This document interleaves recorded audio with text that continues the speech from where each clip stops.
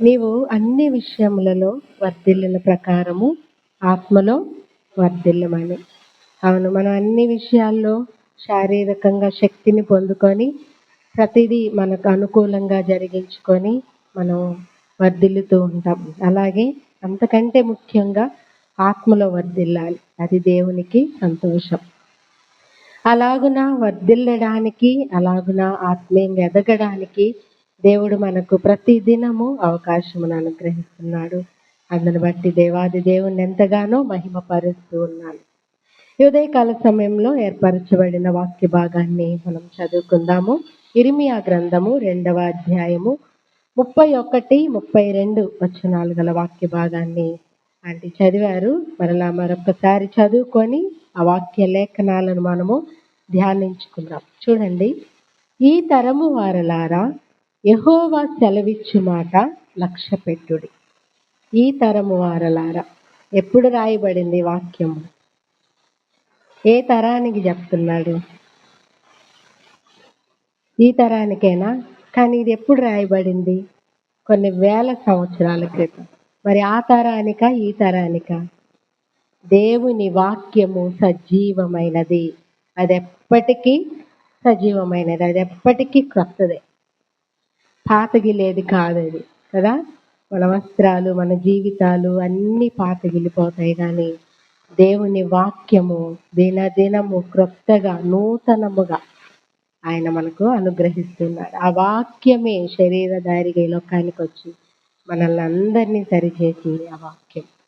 అయితే ఈ తరము వారలారా, యెహోవా సెలవిచ్చే మాట లక్ష్య పెట్టుడి. నేను ఇశ్రాయేలునకు అరణ్యము వలె అయితినా, గాఢాంధకార దేశము వలె అయితినా? మేము స్వేచ్ఛగా తిరుగులాడవారమైతిమి. ఇకను నీ యొద్దకు రామని నా ప్రజలు ఎలా చెప్పుచున్నారు? కన్యక తన ఆభరణములను మరచున, పెళ్లి కుమారి తన వడ్డాణమును మరచున, నా ప్రజలు లెక్కలేనన్ని దినములు నన్ను మరచి ఉన్నారు. చిన్న ప్రార్థన చేసుకొని వాక్య ధ్యానంలోనికి. పరిశుద్ధుడా, మహోన్నతుడా, మహాఘనుడా, ఉన్నతమైన స్థలములలో నివసించువాడా, సర్వశక్తిమంతుడా, నీ ఘనమైన నామమునకు వందనాలు, స్తుతులు, స్తోత్రములయ్యా. ఎన్ని మారులు నిన్ను స్తుతించినా అవి సరిపోవు ప్రభువా. మా జిహ్వను, మా నోటి ఫలములు, మా పెదవులు నైనా ఏవి అర్పించినా అవి నీకు సాటి రావయ్యా. ఇదిగో రక్షణ అనే పాత్రను చేతపుచ్చుకొని నీ నామమున ప్రార్థన చేయుటకు నీ సన్నిధికి వచ్చి ఉండగా మమ్మల్ని అంగీకరించమని అడుగుచున్నాం ప్రభా. నీవు మాత్రమే ఘనత, మహిమ, ప్రభావములు పొందుకోవలసిన దేవుడవునైనా. ఈ లోకంలో ఎవరికి చెందినవి కాదయ్యా. అవునయ్యా, అంత గొప్ప దేవుణ్ణి ఆరాధించుటకు మాకు ఇచ్చిన ఈ భాగ్యాన్ని బట్టి వందనాలు, స్తోత్రాలు. నీ నామమును హెచ్చిస్తూ ఉండగా, నిన్ను పొగుడుతూ ఉండగా నాయన, మా స్తుతులు, మా నైవేద్యాలు, మా కృతజ్ఞతలు మీరు అంగీకరించమని ప్రార్థిస్తూ ఉన్నాం. స్తుతి నొందదగిన దేవుడవు ప్రభా.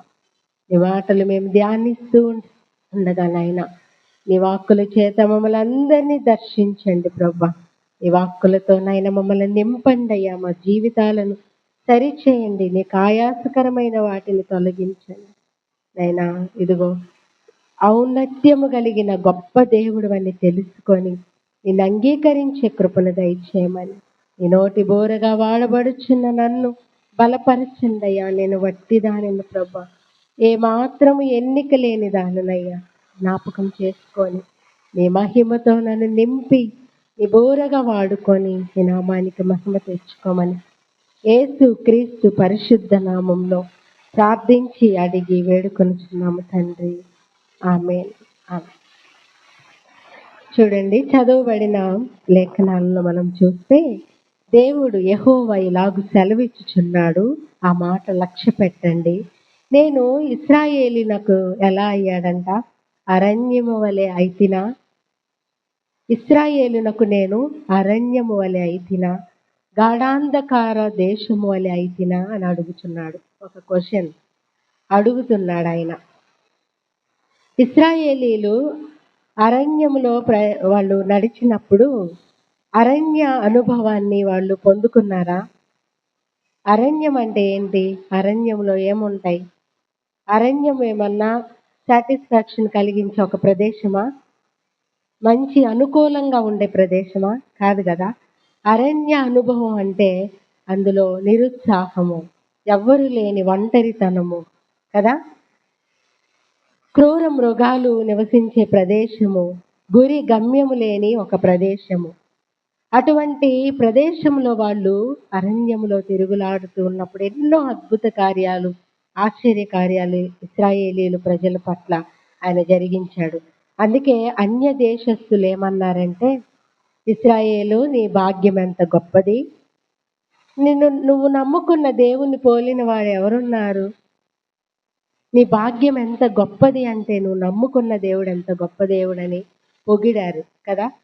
కానీ దేవుడు అడుగుచున్నాడు వాళ్ళని, నేను మీకు అరణ్యము వలె అయితినా, గాఢాంధకార దేశం వలె నేను అయితినా. గాఢాంధకారంలో ఏముంటాయి?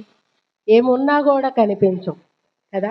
ఏమి ఉన్నా కూడా అనుభవించలేని పరిస్థితి, అన్నీ ఉండి కూడా కానరాని పరిస్థితి, గాఢాంధకారం. అలాగే నేనున్నానా? లేను కదా. పగలు అగ్నిస్తంభముగా మేఘస్తంభముగా నేను మీ మధ్య ఉండి నేను మిమ్మల్ని నడిపించలేదా? మీ కాళ్ళు వాయలేదు, మీ చెప్పులు పాతగిలిపోలేదు, మీ వస్త్రాలు పాతగిలిపోలేదు. మీరెక్కడైనా కూడా బాధపడినట్లుగా నేను చేశానా? ఎంత సమృద్ధిగా మిమ్మల్ని నడిపించాను. కానీ మీరేమంటున్నారు చూడండి, మేము స్వేచ్ఛగా తిరుగులాడవారమైతిమి, ఇకను నీ యొద్దకు రామని నా ప్రజలు ఎలా చెప్పుచున్నారు. స్వేచ్ఛ లేదా వాళ్ళకి? ఎంత స్వేచ్ఛనిచ్చాడు కదా. ఐగుప్తు దేశంలో ఉన్నప్పుడు వాళ్ళు పడిన బాధను చూచి దేవుడు దిగి వచ్చాడంటండి. వారి మొర విని ఆయన దిగొచ్చాడంట. నిర్గమకాండం 2వ అధ్యాయంలో ఉంటుంది కదా ఆ మాట. వారి మూలుగు విని దేవుడు దిగొచ్చాడంట. కానీ వాళ్ళు పలికిన మాట ఏంటో తెలుసా? ఏం పలికారో తెలుసా? మేము ఐగుప్తు దేశంలో ఉన్నప్పుడు కీరకాయలు, దోసకాయలు, ఉల్లిపాయలు కదా ఎన్నో వర్ణించారు. మేము ఉచితముగా తిన్నామని అబద్ధాలు ఆడారండి వాళ్ళు కదా. ఉచితముగా తిన్నాము, మేమంత స్వేచ్ఛగా ఉన్నాము, ఇదిగో ఇక్కడ మేము చచ్చుటకు మమ్మల్ని తీసుకొని వచ్చావా అని ప్రశ్నించారు కదా. అందుకే దేవుడు అడుగుచున్నాడు, నేను అరణ్యము వలె అయ్యానా మీకు? అంధకార దేశము వలె నేనున్నానా? మేము స్వేచ్ఛగా తిరుగులాడుతున్నాము, మీ వద్దకు రాలేమని మీరు ఎలా చెప్పుచున్నారని అడుగుతున్నారండి. ఇప్పటికి కూడా దేవుని యొక్క ఆశీర్వాదాలు పొందుకుంటూ, దేవుని యొక్క కార్యాలు రుచి చూస్తూ, చాలామంది నోటితో చెప్పకపోయినా వారి హృదయము పలుకుతున్న మాట ఇదే, మేము నీ దగ్గరికి రాలేమయ్యా, మమ్మల్ని స్వేచ్ఛగా తిరగని, ఈ లోకాన్ని మేము అనుభవించని, ఈ కొద్దిపాటి జీవితంలో మేము అనుభవించొద్దా? వారి యొక్క హృదయంలో యొక్క ఆవేదన అదేనండి. చాలామంది ఈ రోజున దేవుని దగ్గరికి రండి అంటే మా కొరకు ప్రార్థించండి అంటున్నారే కానీ, మేము లోకంలో ఉంటాము, మా కొరకు మీరు ప్రార్థించండి, మేము అన్నీ అనుభవిస్తూ ఉంటాము, కష్టం వచ్చినప్పుడు మా కోసం ప్రార్థించండి. ఇదే ఏ యవనస్తునైనా కదిలియండి, ఏ వృద్ధులనైనా కదిలియండి, ఎవరినైనా మీరు పలకరించండి, మేము అనుభవించతగదా? ఈ లోకంలో అన్నీ మేము అనుభవించతగదా? ఇప్పుడే దేవుని దగ్గరికి రమ్మంటే ఈ లోకాన్ని ఎవరు అనుభవిస్తారు? ఇశ్రాయేలీలు పలుకుచున్న మాట అండి. కానీ దేవుడు అంటున్నాడు, మీరు నా దగ్గరకు వస్తే సంతోషం లేదా మీకు? నేనేమన్నా మిమ్మల్ని కష్టపెడతానా? అంధకారంలో ఉంచినట్టుగా మిమ్మల్ని ఉంచుతానా? అరణ్యంలో ఉండినట్టుగా మిమ్మల్ని ఉంచుతానా? ఉచితముగా మిమ్మల్ని పోషించానంటున్నాడండి ఆయన. మీరెన్నడూ ఎరగని మన్నాను భుజించారంటున్నాడు కదా. ఎన్నడూ ఎరగరు. ఇది ఏమి అని పలికారండి. అది చూసినప్పుడు కొత్తిమీర గింజలంతా సైజులో ప్రతి దినము ఉదయాన్నే ఫస్ట్ మంచు పడిద్దంట, మంచు మీద ఆ మన్నాను కురిపించేవాడంట దేవుడు. ఎంత గొప్ప దేవుడు. అదే ముందే మన్నాను పంపిస్తే కిందంతా మట్టి కదా, ఎలా తింటారు? ఎంత గొప్ప దేవుడండి ఆయన. అద్భుత కార్యాలు చేశాడు ఇశ్రాయేలీయుల ప్రజల పట్ల.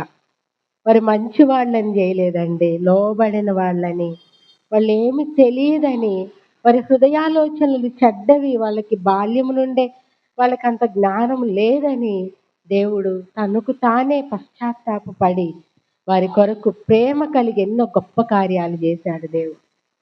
కానీ వాళ్ళు ఏమంటున్నారంటే, మేము స్వేచ్ఛగా తిరుగులాడాలి, నీ యొద్దకు మేము రాలేము. ఇప్పటికీ పలుకుతున్న వాళ్ళు లేరా అండి? లేరా? ఉన్నారు. మేము అన్నీ అనుభవించాలి, లోకాన్ని రుచి చూడాలి, లోకాన్ని తెలుసుకోవాలి. ఇంకెప్పుడు అనుభవిస్తాము? ఈ కొద్దిపాటి ఆయుష్ కాలంలో ప్రాణాలు పోతున్నా కూడా ఇంకా బ్రతకాలి, బ్రతికి మేము అనుభవించాలని చాలా మంది ఆశపడుతున్నారు. కానీ నా దగ్గర లేదా? ఆయన అంటున్నాడు, నా శాంతినే మీకు అనుగ్రహిస్తున్నాను, లోకం ఇచ్చినట్టుగా కాదు. లోకం ఇస్తుంది కానీ మిమ్మల్ని నిందిస్తుంది, అది మీకు తెలియదు. కానీ నేనిచ్చే శాంతి అది ఎవ్వరు మీ యొద్ద నుండి అపహరించలేరు, ఎవ్వరు మీ యొద్ద నుండి తీసివేయలేరు. మీరు ఎందుకు దాని కొరకు మీరు ప్రయాసపడట్లేదు? ఈ లోకం ఇచ్చే ఈ కొద్దిపాటి శాంతి సమాధానం కొరకు ఎందుకు తిరుగులాడుచున్నారు? నా జనులు జ్ఞానము లేకయే తిరుగులాడుచున్నారు. రండి, నా యొద్దకు రండి. దప్పికొనిన వారలారా నా యొద్దకు రండి, ఉచితముగా నేను ఇస్తాను. సంతుష్టి కలుగు చేయని దాని కొరకు మీరేలా రోకలిచ్చి కొనుక్కుంటున్నారంటున్నాడండి. అది సంతృప్తి కలుగు చేయదు. కానీ కష్టపడి సంపాదించినవి వ్యయపరిచి కొనుక్కుంటున్నారు. కానీ దేవుడు అంటున్నాడు, ఉచితముగా నా యొద్ద దొరికిద్ది, రండి అంటున్నాడు. నిత్య జీవమైనది నేను ఇస్తానని దేవుడు అంటుంటే మాకు అదొద్దు, మాకు ఇదే కావాలి అని మేము స్వేచ్ఛగా తిరుగులాడాలి, నీ యొద్దకు రాలేమంటున్నారండి, రాలేమంటున్నారు. దేవుడు ఎంత బాధపడుతూ ఆకాశముతో భూమితో చెప్పుకుంటున్నాడండి. ఆకాశమా ఆలకించుము, భూమి చెవియొగ్గుము, నేను పిల్లలను పెంచి వారిని పెద్దవారిగా చేశాను, కానీ నా మీద తిరుగుబడి ఎవరున్నారండి ఆయన చెప్పుకోవడానికి? దూతల్లో లోపములు కనుగొనుచున్నాడు. దూతల్ని నమ్మట్లేదంటండి, వారిలో యథార్థత లేదంటండి. మొట్టమొదటిగా పరలోకాన్ని సృజించుకొని నన్ను ఆరాధించండి అని వారిని ఆయన కలుగజేస్తే వారు కూడా మోసం చేస్తే, చూడండి నేను మట్టితో నా నామాన్ని మహిమ తెచ్చుకుంటానని మట్టితో నిన్ను నన్ను రూపించుకున్నాడు. మనము కూడా తిరగబడ్డామంట. అందుకే తాను సృజించిన ఆకాశము భూమితో చెప్పుకుంటున్నాడండి. అంతరిక్షము ఆయన యొక్క జ్ఞానాన్ని వివరిస్తుందంట. ఆయన కలుగు చేసిన సృష్టి ఆయన మహిమపరుస్తుంది, కానీ వివేక జ్ఞానములు అనుగ్రహించిన నువ్వు నేను ఆయనను మహిమపరచలేకపోతున్నాం. తెలివి, వివేకము, జ్ఞానము దేవుడు మనిషికి ఇస్తే వాటి ద్వారా సొంత తెలివితేటలతో ఆయనను విసర్జించుచున్నాము. కీర్తనల గ్రంథంలో ఉంటుందండి, అనేక పర్యాయములు నన్ను విసిగించిరి, అనేక పర్యాయములు నన్ను మరిచిపోయారంటున్నాడండి ఆయన. చూద్దామా కీర్తనల గ్రంథము 106వ సంకీర్తన 10వ వచనం చూడండి. 106వ సంకీర్తన 10వ, వారి పగవారి చేతిలో నుండి వారిని రక్షించెను, శత్రువుల చేతిలో నుండి వారిని విమోచించెను. నీళ్లు వాని శత్రువులను ముంచివేసెను, వారిలో ఒక్కడైనను మిగిలి ఉండలేదు. అప్పుడు వారు ఆయన మాటలు నమ్మిరి, ఆయన కీర్తి గానము చేసిరి, అయినను వారు ఆయన కార్యములను వెంటనే మర్చిపోయారంటండి. ఆయన ఆలోచన కొరకు కనిపెట్టుకొనకపోయిరి. ఒక అద్భుతం చేయడం, అబ్బా దేవా నీకు వందనాలయ్యా, నా పట్ల ఎంత గొప్ప కార్యం చేసావయ్యా, నువ్వెంత గొప్ప దేవుడవయ్యా. కుటుంబంలో ఏదైనా జరగగానే ప్రభువా నువ్వెక్కడున్నావయ్యా, ఉంటే మమ్మల్ని జ్ఞాపకం చేసుకోవయ్యా. ఇదేనండి మానవులను సృజించినది మొదలు దేవుడు పడుతున్న బాధ. ఇదే ఇదే ఒకరినా ఇద్దరినా కదా. మోషే అంటాడు, ఈ ప్రజలను నువ్వు భరించయ్యా, నేను నిన్ను ఏర్పాటు చేసుకున్నానంటే మోషే అంటాడండి, నేను వీరిని కన్నానా, వీరిని భరించడానికి నాకేం అవసరం. మనుషులు అన్నారండి. కానీ దేవుడు అంటున్నాడు, తల్లి అయినా మరచునేమో కానీ నేను నిన్ను మరువను, నేను ఎన్నటికీ మరువను. సింహము తన పిల్లలనైనా విడిచిపెడుతుందేమో కానీ విడిచిపెట్టదండి. కానీ ఒకవేళ విడిచిపెట్టిద్దేమో కానీ నేను మాత్రం మిమ్మల్ని, మీరు విడిచిపెట్టి వెళ్తారు కానీ నేను మిమ్మల్ని విడిచిపెట్టను. తల్లి వదిలిపెట్టదండి, ఎంత భయంకరమైన వ్యక్తి అయినా కూడా. ఒకవేళ ఆ తల్లి అయినా విడిచిపెడుతుందేమో కానీ నేను మిమ్మల్ని విడిచిపెట్టను. చూడండి, నా అరచేతుల్లో మిమ్మల్ని చెక్కుకున్నాను. ఏ దేవుడైనా చెప్పాడండి ఈ మాట? ఎవరైనా? ఇంత గొప్ప దేవుణ్ణి మనం కలిగి ఉన్నాము, కానీ అనేక పర్యాయములు మరిచిపోయామండి. జ్ఞాపకం చేసుకుందామా ఆయన్ని? ప్రభువా మమ్మల్ని క్షమించయ్యా. అనేక పర్యాయములు ఎన్నో అద్భుతాలు మేము రుచి చూసాము, కానీ నిన్ను మరిచిపోతున్నాము. ఆయన ఆలోచన కొరకు కనిపెట్టుకొనకపోయిరి. కష్టం వస్తే ప్రభువా ఇదిగో ఈ కష్టం వచ్చింది, మా వైపు చూడు అని చెప్పలేకపోతున్నారంట. ఏమంటున్నారంటే, మాకొచ్చింది నువ్వు చూడవా, మాకు ఈ బాధ వచ్చిద్దని నీకు ముందే తెలియదా, మమ్మల్ని సృష్టించిన దేవుడవు నీకు తెలియదా, ఆదామవ్వలు పాపం చేస్తారని నీకు తెలియదా, ఎందుకు ఆ వృక్షం వేసావు? దేవుణ్ణే ప్రశ్నిస్తాం మనం కదా, దేవుణ్ణే మనం ప్రశ్నిస్తాం. కానీ నేను లేనా అని అంటున్నాడండి. ఇదిగో విడవబడిన దానిని పురుషుడు రప్పించినట్లుగా నేను మిమ్మల్ని పిలుస్తున్నాను. ఎంత సంతోషమో ఆ స్త్రీకి. విడవబడిన స్త్రీని పురుషుడు మళ్ళా నువ్వు రా, నా దగ్గరకు వచ్చేయి, నేను నిన్ను ఏలతానని చెప్తే ఆ స్త్రీ జీవితం ఎంత ధన్యకరం. అటువంటి దేవుడండి మన దేవుడు. గర్భమున పుట్టిన బిడ్డను, చంటి పిల్లను తల్లి మరుచుద్దా? మరవదు. ఒకవేళ మరిచినా నేను నిన్ను మరవను. అంత గొప్ప దేవుడండి. కానీ అనేక పర్యాయములు మనం మరచిపోయామంట. ఆయన ఆలోచన కొరకు కనిపెట్టుకోలేకపోతున్నామంట. చూడండి, ఇర్మియా గ్రంథంలో ఆయన అంటున్నాడు, కన్యక ఆభరణములను మరచున. చూసారా అండి, ఆ వయసు రాగానే పిల్లలు ఏదో ఒకటి ధరించుకోవాలి, ఏదో ఒకటి అలంకరించుకొని అందంగా కనబడాలి అని ఆభరణాలు మర్చిపోదు. ఒకవేళ మరిచినా మిగిలిన వాళ్ళు జ్ఞాపకం చేస్తారు, ఏంటి నువ్వు ముసలిదానివా, చక్కగా అవి ఇవి పెట్టుకొని అంత అందంగా అలంకరించుకొని, చిన్నపిల్లవి కదా, హెచ్చరిస్తాం కదా. వాళ్ళు మరవరు. కన్యక ఆభరణాలు మరవదు, అన్నీ అలంకరించుకోవాలనుకుంటుంది కదా. కన్యక ఆభరణములను మరచున, పెండ్లి కుమారి తన వడ్డానమును మరచున. మరచిపోతే ఆమెకు స్పెషాలిటీ ఉండదు. ఈ రోజున అందరూ ఒకేలాగా తయారవుతున్నారు కదా. పెళ్లి కూతురు ఎవరో, పెళ్లికి వచ్చిన వాళ్ళు ఎవరో తెలియట్లేదు కదా. పెళ్లి కూతురుతో సమానంగా అలంకరించుకుంటున్నారు. కానీ ఆమెకొక్క స్పెషల్ ఉంటుంది. వేలు కానీ వడ్డానం కానీ పెట్టుకుంటే మనం గుర్తిస్తాం కదా, అందరూ పెట్టుకోరు. అది ఆమె స్పెషల్. అది మరిస్తే ఆమె పెళ్లి కూతురు అవ్వదు. అందుకనే దేవుడు అంటున్నాడు, పెళ్లి కూతురు వడ్డానము మరిచిద్దా, కానీ నా ప్రజలు నన్ను మర్చిపోయారు. పెళ్లి కూతురు అనే విషయాన్ని మర్చిపోతే కష్టం. మనము కూడా ఒక వధువు సంఘం, మన కొరకు ఒక వరుడున్నాడు, ఆయన రాబోతున్నాడు. అది మర్చిపోతున్నామండి మనము. వడ్డాణాన్ని ధరించుకోవాలి. మీ నడుమునకు సత్యం అనే దట్టి కట్టుకోవాలి. కట్టుకోకపోతే నీ స్పెషాలిటీ తెలీదు. నువ్వు విడిచిపెట్టబడతావు. అందుకే దేవుడు ఎన్నో ఉపమానాలు చెప్పి ఆయన పరలోక రాజ్యాన్ని మన ముందు పెట్టాడు.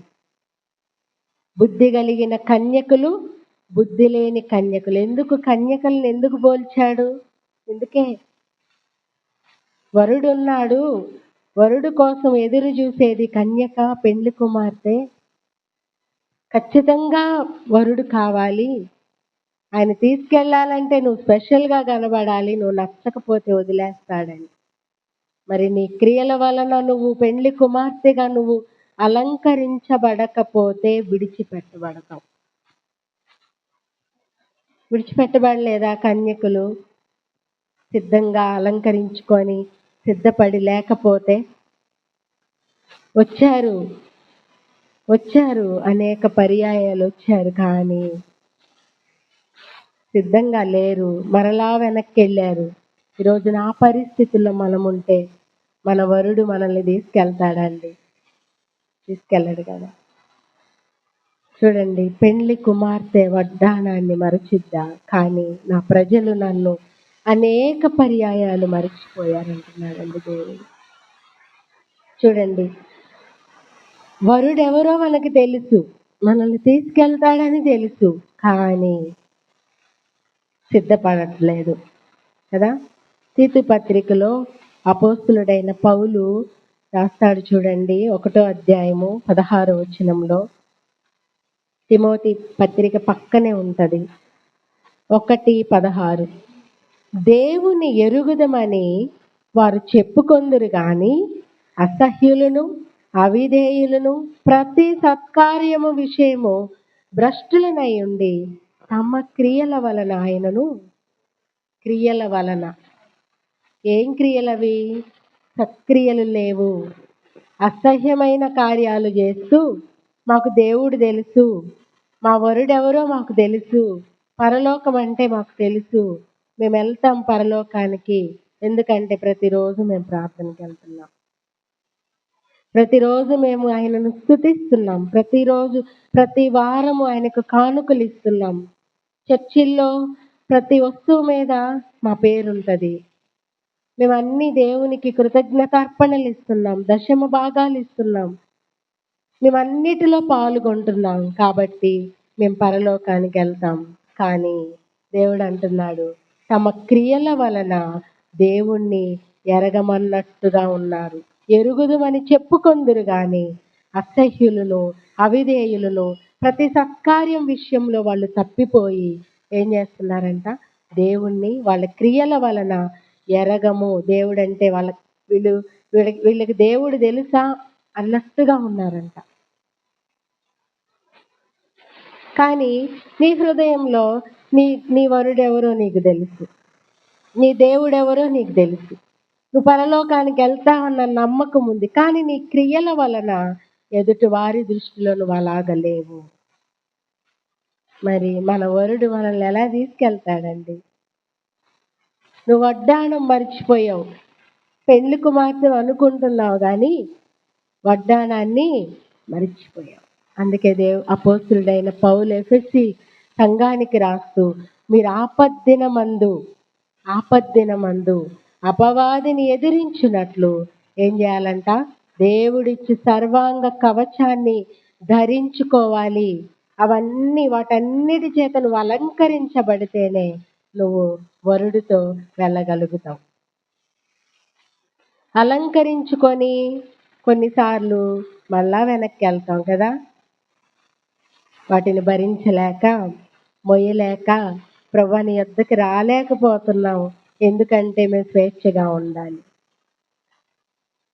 మేము స్వేచ్ఛగా తిరుగులాడాలి. ఇవన్నీ ఉంచుకుంటే అవన్నీ అనుభవించలేము. ఒక్కసారి వెళ్ళొస్తామయ్యా అంటాం. ఆలోపు వరుడొచ్చి సిద్ధపడిన తన వధువును తీసుకెళ్ళిపోతాడు. హెబ్రీ పత్రికలో రాయబడి ఉంటది, ఒక్కసారి వెలిగించబడి కదా. చూద్దామా? హెబ్రీ పత్రిక 6వ అధ్యాయము 3వ వచనం 4వ వచనం చూడండి. దేవుడు సెలవిచ్చిన ఎడల మనం అలాగు చేయుదము. ఒక్కసారి వెలిగింపబడి పాలివారై శక్తుల ప్రభావమును అనుభవించిన తర్వాత తప్పిపోయిన వారు తమ విషయములో దేవుని కుమారుని మరలా సిలువ వేయుచు బాహాటముగా ఆయనను అవమానపరుచుతున్నారు. కనుక మారు మనసు పొందినట్లు అట్టి వారిని మరలా నూతన పరుచుట అసాధ్యం. ఒక్కసారి నువ్వు వెలిగించబడి వెనక్కి వెళితే మళ్ళా నిన్నెవ్వరు నూతన పరచలేరు కదా, అది అసాధ్యం అంట. తలుపు దడుతున్నారు, మళ్ళా వచ్చి దివిటీల్లో నూనె నింపుకొని కన్యకులు వచ్చి, అయ్యా మేమున్నాము బయట అంటే, మీరెవరో నాకు తెలియదు అంటున్నాడండి. అసాధ్యం ఇంకా వెళ్ళడం. ఒక్కసారి నువ్వు వెలిగించబడి పరలోక సంబంధమైన వరమును రుచి చూచి, ఏంటా వరము? వరము అంటే ఎవరు? యేసు ప్రభు అండి. మనకు వరముగా ఒక గిఫ్ట్గా వచ్చాడు ఆయన ఈ లోకానికి కదా. ఆ వరాన్ని దేవుడు మనకు ప్రసాదించాడు. లేకపోతే నువ్వు నేను గొప్పతనం అని కాదు. నీ శక్తి, నీ బలము, నీ భక్తి, నీ నీతి, నీ యథార్థత కోసం కాదండి. పాపులమై ఉండగా ఆయన ఈ లోకానికి వచ్చాడు. శత్రువులుగా ఉండగా ఈ లోకానికి వచ్చాడు. బలహీనులుగా ఉన్నామని ఆయన ఈ లోకానికి వచ్చాడు. ఒక గిఫ్ట్. ఆ గిఫ్ట్ను పంపిస్తే ఆ గిఫ్ట్ను ఒకసారి నువ్వు రుచి చూసిన తర్వాత మరలా నువ్వు వెనక్కి వెళితే నిన్ను మరలా తీసుకోవడం అసాధ్యం. వడ్డానాన్ని మరిచిపోకూడదు. ఈ వాక్యము చాలాసార్లు చెప్పాలని ఆశపడ్డాను, నాకు దొరకలా. నిన్నే బైబిల్ తిరిగేస్తా ఉంటే సోమవారం వస్తుంది కదా అని తీగానే ఇర్మియా గ్రంథంలో కనిపించింది. ఎంత సంతోషం వేసిందో ఒకసారి గుర్తుండవు. నాకు చాలా ఇష్టం ఆ వాక్యం. చూడండి, కన్యకలు ఆభరణాలు మరుస్తారా? మరవరు. పెళ్లి కుమార్తె తన వడ్డానాన్ని మరిచిద్దా? మరవదు. మర్చిపోతే స్పెషల్ లేదండి ఆమెకి, ఒక ప్రత్యేకత ఉండదు. ప్రత్యేకించబడిన వారే కదా. నా గొర్రెలు నా స్వరము వింటాయి, అవి నన్ను వెంబడిస్తాయి కదా. నా గొర్రెలు అవి నావి, నా చేతిలో నుండి వాటిని ఎవ్వరూ తీసివేసుకోలేరు అని చెప్తున్నాడు ఆయన. మీరు ప్రత్యేకించబడాలి. లోకమునకు మీరు ప్రత్యేకంగా ఉండాలి, దూరంగా ఉండాలి అని దేవుడు చెప్తుంటే మనం అంటున్నాము, అయ్యా మేము లోకాన్ని ఇంకా అనుభవించాలి, మేము రాలేకపోతున్నాము, మేము రాలేము, మేము స్వేచ్ఛగా తిరుగులాడాలని ఆశపడుతున్నామని అంటున్నారండి. కానీ దేవుడు అంటున్నాడు, మీరు అనేక సార్లు నన్ను మర్చిపోయారు, కానీ నేను నిన్ను మరువను, ఎన్నటికీ మరువను. హెబ్రీ పత్రికలో ఉంటుంది, నిన్ను విడువను ఎడబాయను. నిబ్బరము కలిగి ధైర్యంగా. యెషయా గ్రంథంలో చూద్దాం ఈ మాట, 49వ అధ్యాయంలో. యెషయా గ్రంథం 49వ అధ్యాయంలో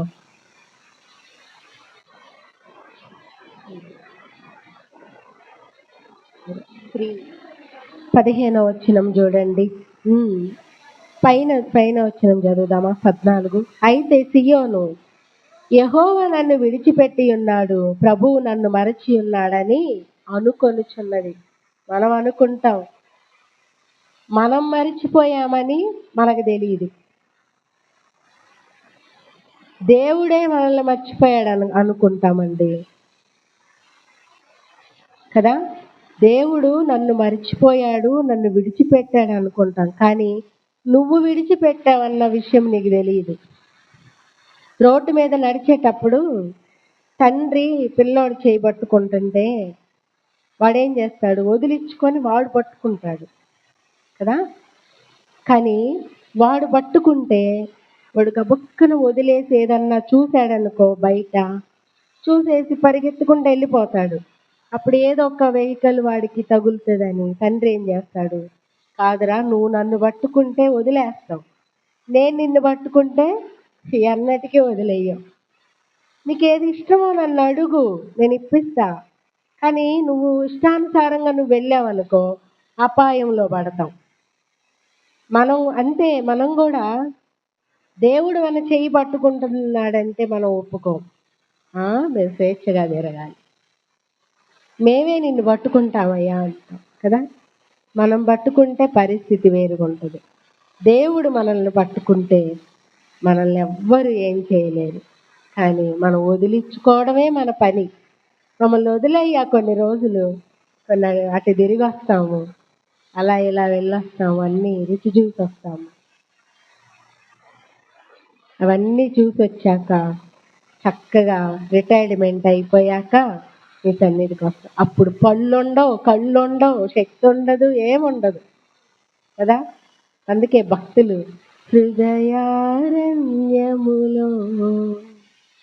నే కృంగిన సమయములో వినిపించుచున్నది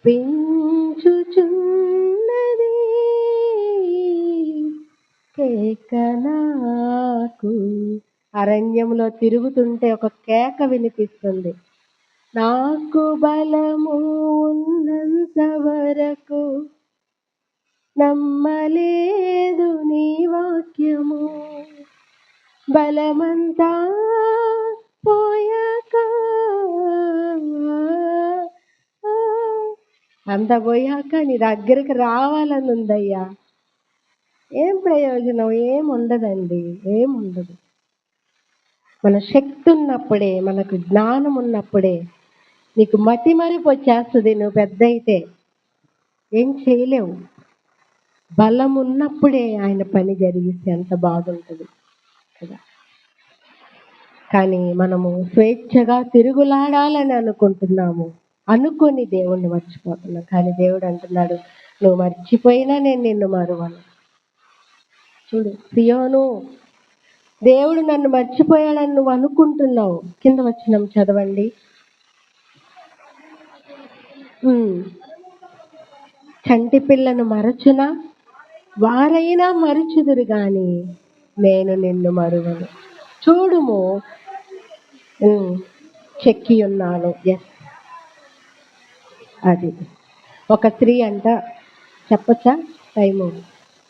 ఒక స్త్రీ అంట, నిండు గర్భిణీ స్త్రీ, ట్రైన్లో ప్రయాణిస్తూ ఉంటే ఆమెకి టాయిలెట్ వస్తే, టాయిలెట్లో ఉంటాయి కదా ట్రైన్స్లో, అయితే తన భర్తను అడిగిందంట, జాగ్రత్తగా వెళ్ళేసిరా అని చెప్తే నిండు నెలలు ఆమెకు వెళ్ళింది. టాయిలెట్కి వెళ్తే అక్కడే ప్రసవించింది. బిడ్డ కింద నుంచి జారి పడిపోతే, ట్రైన్ చాలా స్పీడ్గా వెళ్తుంది కదా, వెంటనే ఆమె అరుస్తా బయటకు వస్తే భర్త చైన్ లాగాడంట. ట్రైన్ ఆపేశారు బిడ్డ కోసం. ఎవరికి హోప్స్ లేవు, కానీ తన తల్లికి నా బిడ్డ బతికే ఉంటాడు నాకు చూపించండి అని ఏడ్చి గోల చేసి ట్రైన్ ఆపేపిచ్చి ఆ బిడ్డ కోసం మళ్ళా వెతుకులాడితే ఇంత దెబ్బ కూడా తగలలేదంటే. క్షేమంగా తన బిడ్డను ఆమె తీసుకొని, ఆ సంతోషం ఎవరైనా ఇవ్వగలుగుతారా? తల్లికి ఉండే సంతోషం, ఆ బిడ్డ దొరికిన సంతోషం. మన దేవుడు కూడా మన పట్ల అలాగేనండి. మనం జారిపోయినా, పడిపోయినా, అనేక సార్లు ఆయన చెయ్యి మనం వదిలేసిన ఆయన మనల్ని విడువడు.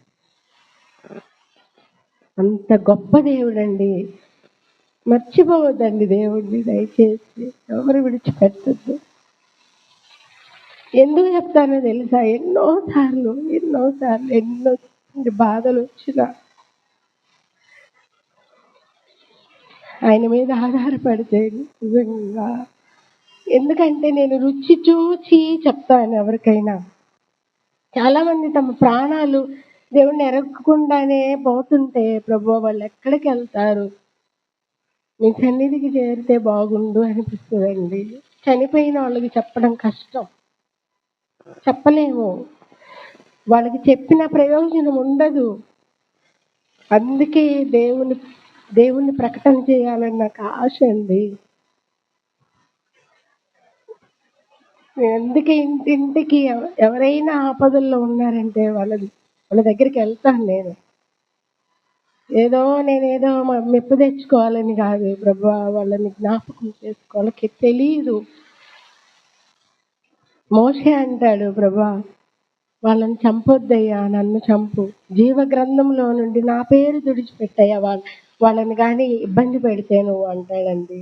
ఎందుకు అంటే నశించిపోకూడదు, నీ ప్రజలే కదయ్యా, ఇందుకేనా నువ్వు ఐగుప్తు నుండి తీసుకొచ్చింది, వాళ్ళని సంహరించడానిక అని అడ్డుపడతాడండి. అదే నా ఆశ. దేవుణ్ణి తెలుసుకొని మనం మరణిస్తే దేవుని దగ్గరికి వెళ్తామండి. ఒక్క ఆత్మనైనా రక్షించాలని నా కోరిక.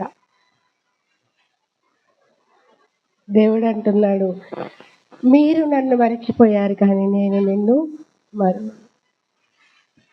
స్త్రీ తన గర్భమున పుట్టిన బిడ్డను మరచున, ఆమెనా మరుస్తుందేమో కానీ నేను నిన్ను చూడండి నా అరచేతుల్లో చెక్కున్నా అంటున్నాను. అటువంటి దేవుణ్ణి విడిచిపెట్టద్దండి ఎవ్వరు కూడా. కష్టాలు వచ్చినా వారు తమ ఆలోచన కొరకు నా కొరకు కనిపెట్టలేదు అంటున్నాడు. నా కొరకు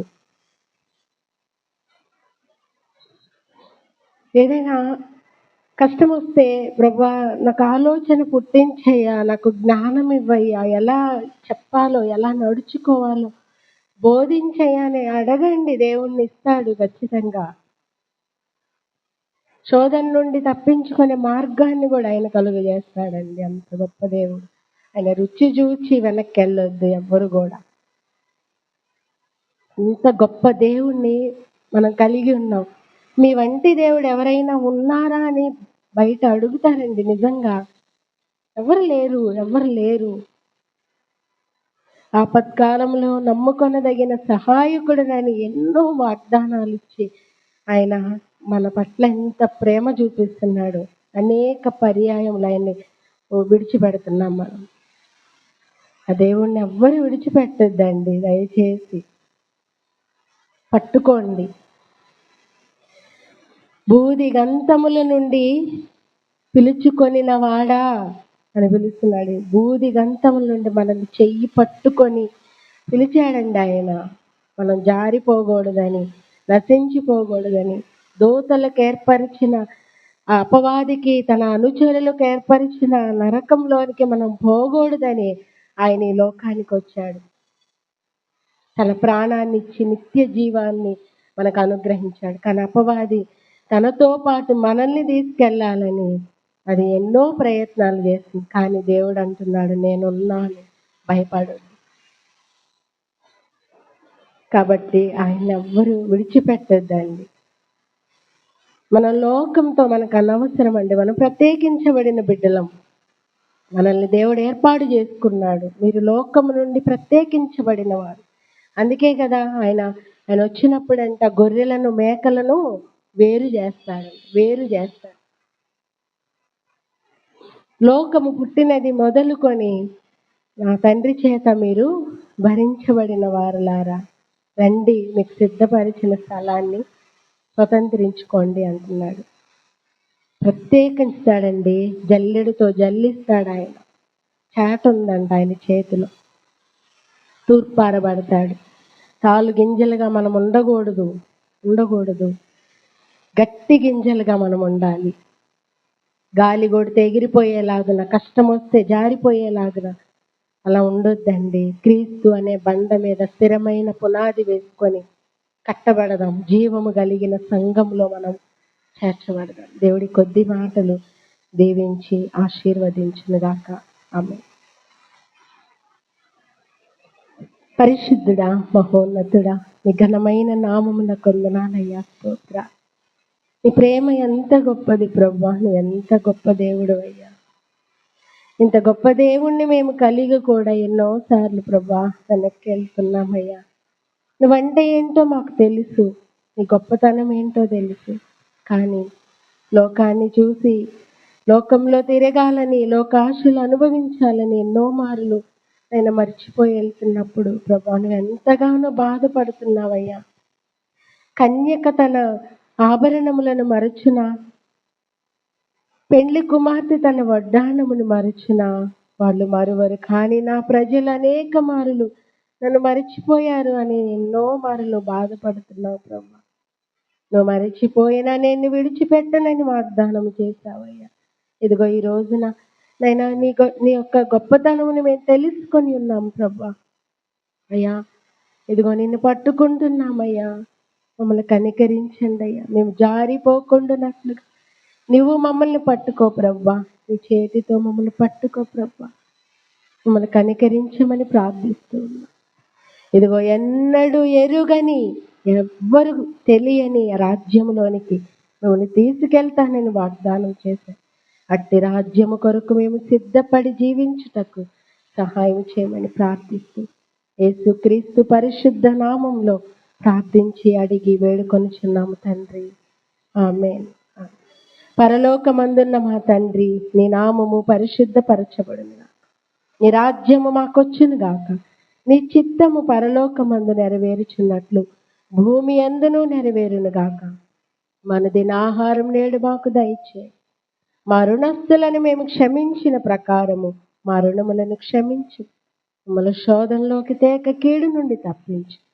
ఎందుకంటే రాజ్యము, బలము, మహిమ నిరంతరము మీరై ఉన్నారు తండ్రి, ఆమేన్. నా ప్రాణమా యెహోవాను సన్నిధించుము, నా అంతరంగమునున్న సమస్తమా ఆయన పరిశుద్ధ నామమును సన్నిధించుము. నా ప్రాణమా యెహోవాను సన్నిధించుము, ఆయన చేసిన ఉపకారములలో దేనిని మరువకము. ఆమేన్. దేవుని నామమునకు మహిమ కలుగును.